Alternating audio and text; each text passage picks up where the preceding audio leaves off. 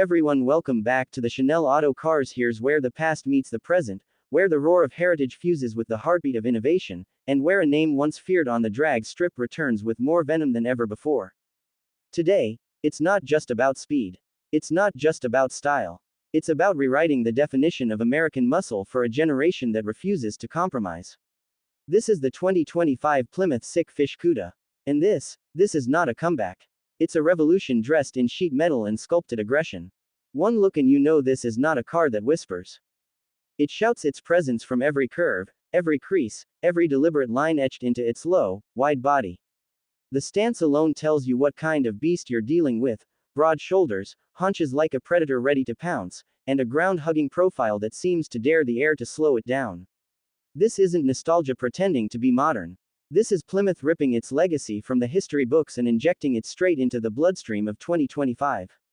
Start at the nose. Those headlights, razor-thin LED blades, slash through the darkness with an unmistakable signature, while the blacked-out grille, emblazoned subtly with the Plymouth name, serves as both a homage and a declaration. The air intakes aren't just for show, they're functional, channeling oxygen to feed the beast lurking underneath that sculpted hood. And that hood, it's a cathedral of muscle. Twin ram air scoops sit proud like war trophies, flanked by heat extractors that hiss with fury when the engine's at full cry. Step around the side, and it's an artist's interpretation of motion frozen in time. Deep character lines carve their way through the doors, flowing into swollen rear fenders that look like they were designed to house raw, unrestrained power. The wheels, 20 inches of forged aggression wrapped in Michelin Pilot sport rubber, fill the arches with purpose, while six-piston Brembos peek out from behind like crimson sentinels guarding your life when you dare to push this monster to its limits. And the rear. Oh, the rear. It's a love letter to the past, written with the ink of the future. A full-width LED light bar stretches across the back, glowing like molten lava, while a ducktail spoiler rises seamlessly from the decklid, whispering just enough downforce to keep this devil planted at triple-digit speeds. 4 exhaust tips, each the diameter of a soda can, stare back at the world with disdain, promising an exhaust note that could wake the dead. Open the door, and the aggression doesn't stop, it evolves. The cabin is a shrine to driver obsession. Low-slung seats, bolstered to hold you like a fighter jet harness, or wrapped in leather and alcantara, their contrasting red stitching tracing out the contours like battle scars. The dashboard sweeps toward you, blending retro cues with futuristic execution. Gone are the analog gauges of yesteryear, replaced by a 12-inch fully digital display that morphs with every drive mode. From classic-inspired dials in street to data-rich telemetry in track, it's more than an instrument cluster, it's a mission control center. Then there's the infotainment, 15 inches of edge-to-edge glass housing the latest Uconnect interface. Crisp, fast, intuitive. Swipe through menus like you would on your phone, pinch and zoom maps, even summon performance pages that display real-time horsepower, torque, G-forces, and boost pressure. And because Plymouth knows you're going to want the soundtrack, there's a 19-speaker Harman Kardon system on board. But let's be honest, you're not going to use it much. Not when the real music is made under that hood. Yes, the hood. Lift it, and behold the altar of speed. A hand-built, supercharged 6.4-liter Hemi V8, exhaling through a high-flow intake and inhaling enough air to make hurricanes jealous. 810 horsepower. 750 pound-feet of torque. Numbers that aren't just bragging rights, they're a warning. And if that's still not enough, Plymouth has a twin-turbo variant lurking in the shadows, ready to deliver 4 digits to those deranged enough to ask for it.